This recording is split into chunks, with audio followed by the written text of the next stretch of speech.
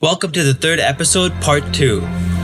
My name is Himnish Goel, and I welcome you all to the Everyday Consultants podcast show, where we talk about the uncertain trajectory it takes for stepping into the shoes of a consultant's mind, from adapting to constantly learn through research and develop their theories, objectives, and opinions for advising businesses from their area of expertise to communicate the fine line between an SME and polymath. Thanks for taking the time to join me, and let's tune into today's episode of learning more about who, what, and why are they consultants in the industry, once again for a Part 2 section. And we are back with a Part 2 explanation of who, what, and why are they consultants in the industry. Continuing the conversation from when we talked about the supplementary goals that we should look into adding on the remaining hands as a consultant, with the last bullet being about improving over organizational efficiency of success in overall terms,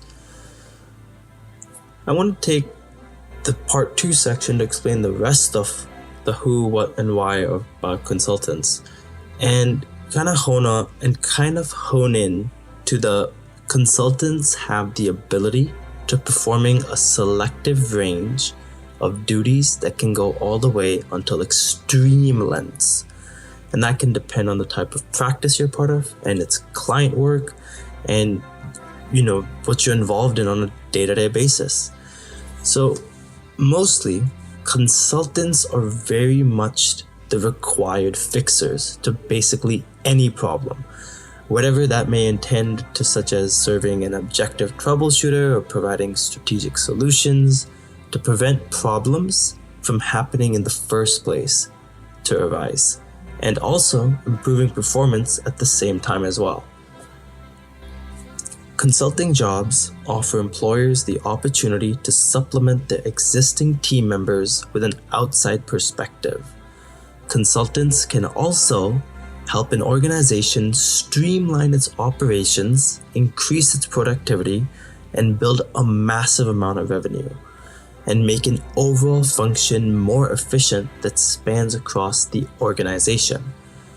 One of the main reasons as to why companies hire consultants is due to their in-depth knowledge of a particular industry or issue that the company currently has in-house.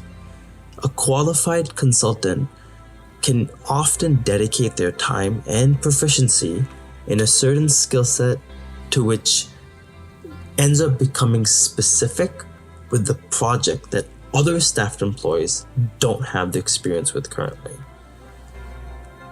A lot of times, consultants can also help bring in a new brand life to which organizations stick with by shifting their resources to help companies grow or possibly take a U-turn in another direction. But to kind of summarize this touch-up for closing out today's episode, if there's one thing I want you to remember about consultants specifically, it's that we provide the opinions, analysis, recommendations, and thoughts and perspectives, I shouldn't have said and before, through research and trial by thinking in the mindset of experts that help enterprises or an employee based on their expertise. So I know that was a bit of a short touch up, but I think those are kind of the main bullet points that I wanted to get out there, especially with the long first part we had. So hopefully you got to get a bit of a taste on the who, what, and why are they consultants in the industry after listening to both Part 1 and now Part 2. So thank you for taking the time to listening to today's podcast show, Everyday Consultants, and looking forward to our next episode. See ya. Please be sure to subscribe to the podcast and also leave a review of how much you enjoyed listening to Everyday Consultants.